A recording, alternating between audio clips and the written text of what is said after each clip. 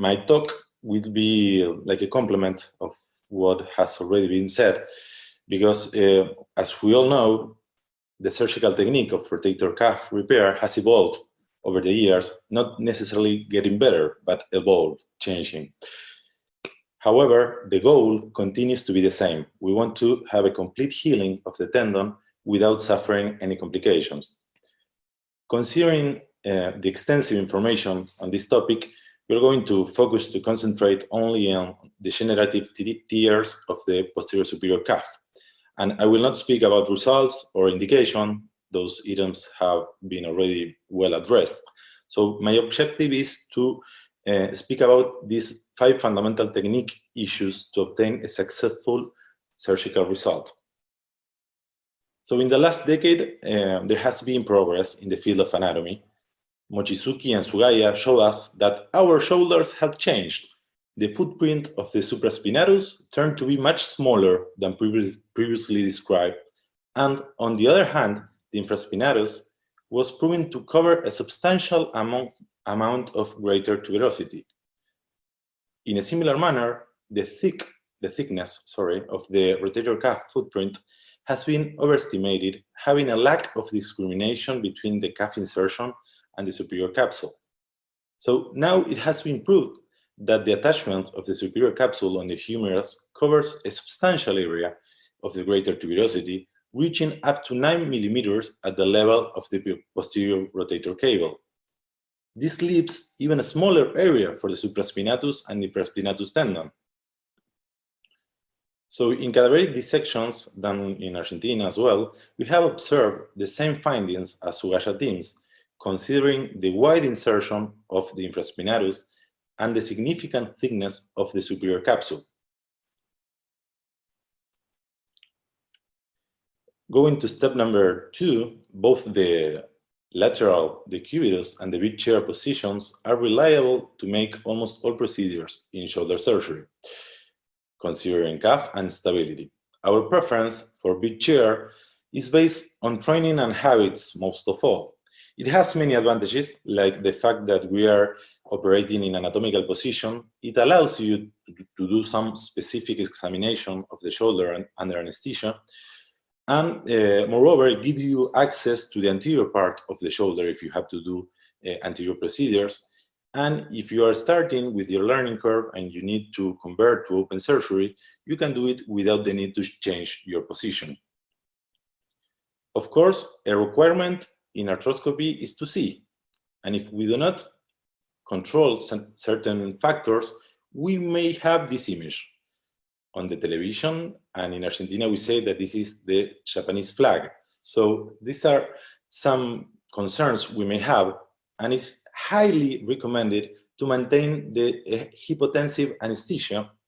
And for that, the advisable value of mean anterior pressure is 60.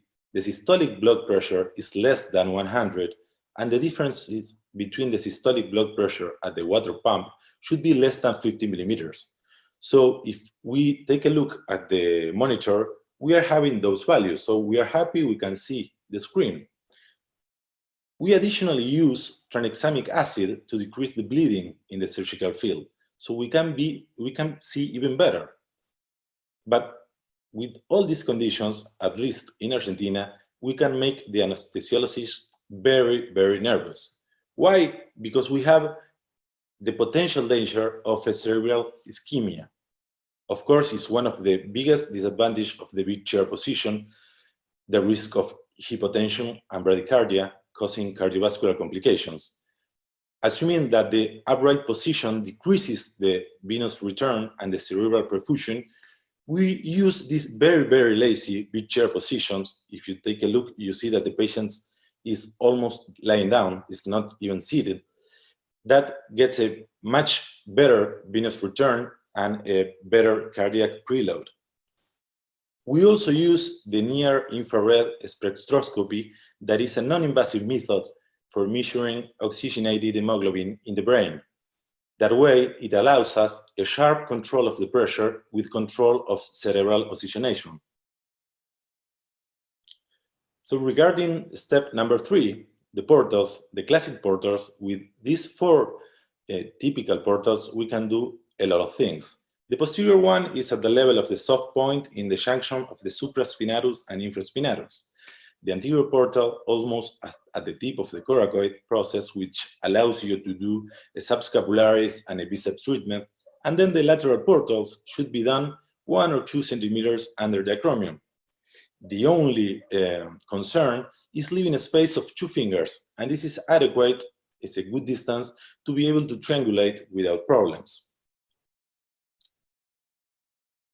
So in this video, and I hope it runs properly through internet, we can see through the posterior portal a severe degenerative biceps and a grade 2 supraspinatus tear, and from a mediolateral portal we can do the tenotomy, and we can do also the decortication of the footprint. After that we go subacromial, we release the adhesions and the bursa, and we can mobilize a little bit the tendon just to take a notion if it can reduce without tension to the footprint. So if you pay attention, we have done all this only with 2 small portals, and I think that's a good thing in this kind of procedures. But of course, you should do as many portals as needed, and one we almost every surgery do is the superior portal to get a good attack for the anchor placement. This portal should be done in a way that you get a 45 degrees inclination, so you are in the good position for the dead man angle described by Stephen Berger. Going to identifying the tear patterns, we will start with partial tear. With A1, A2, and B1 from Ellman partial tear classification, we only do a debridement. But in some cases, we still do an acromioplasty. I agree with Dr. Moya.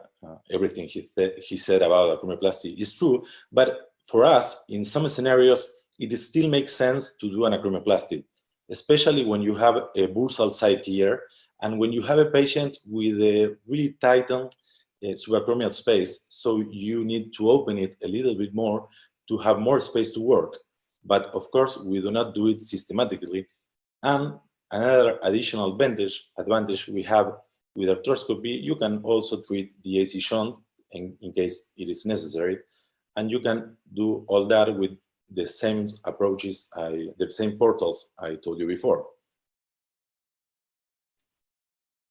Finally, when you have an A3, B2, or B3 lesion, you can do a transtendinous repair, but this has some risk because you can over-tension the superficial layer, and this can be detrimental for the healing and also very painful for the patient. So in our hands, we prefer to do a takedown and repair. We put a needle in the anterolateral portal to localize the tear because this is difficult to see from the subacromial space. So once we do this, we go with the shaver or the radiofrequency, and we complete the tear, and we do the decortication of the greater tuberosity. And once you have that done, the rest is just performing a double row transosseous equivalent repair, as Juan Pablo Simone showed. Considering the very well-known classification from Burkhardt and Davidson, this classification, I like it because it's easy to use it and to apply it to do a good reconstruction and to a good repair. So each of these lesions should be addressed in a different way with a different strategy. So if you have this classification as a guide, you may be able to perform an standardized low tension repair. So we will start with the easiest one. The crescent is the most common. It's almost 40%, sorry, of full thickness calf tears. So it is a direct avulsion from the greater tuberosity, and it has an excellent medial to lateral mobility of the tear, allowing a tension-free repair directly to the footprint. In these cases, we do a double row like a suture bridge, but you may be able to repair it with any configuration. We use this one. We have some evidence to support it, but as has been said, it's not mandatory to do a double row. You can still do a single row, or you can do transosseous repair. So once we have finished the repair, the reconstruction, you can see a proper closure. And we will advance with a much more difficult scenario. This is the longitudinal pattern where you can have a U shape or an L shape. And here the key point is to simplify the lesion. You need to do side-to-side sutures in order to finalize with a more simple tear where you can do the same we have already shown.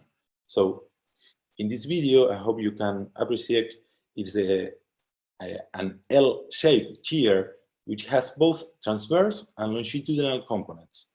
The apex of the V or the U extends much more farther medially towards the glenoid.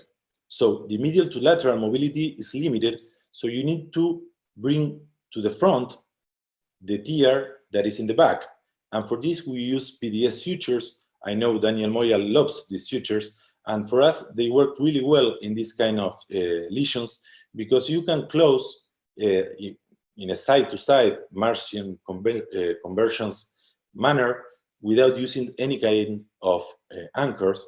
And you will see with only two simple, really simple to do knots, you can close the anterior gap and you can have a simple crescent tear in the side. So moving on, we have some lesions, some tears that they are massive, contracted, and non-fully repairable. In these patients, one practical solution is to do a superior capsular repair with the long head of the biceps. This is described by Johannes Barth, and of course, this is necessary to have some training to do it, but if you have the biceps available, it's not that difficult.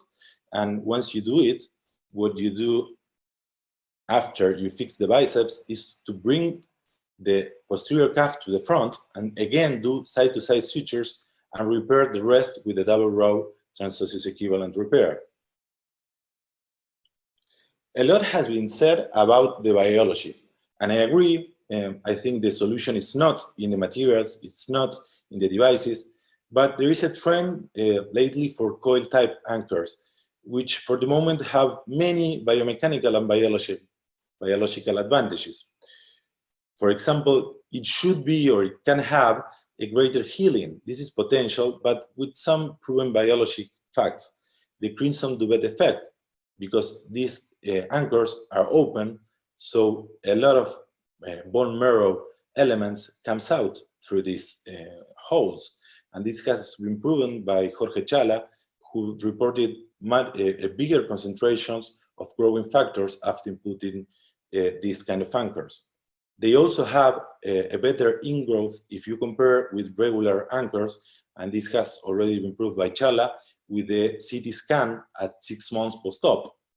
And by another author in 2010, a higher pull-out of strength, especially in osteoporotic bone.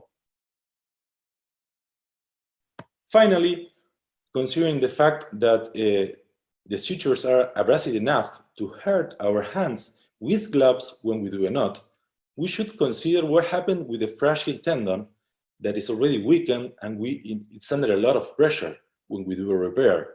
So if we pay attention, we have some benefits in using a tape against the suture.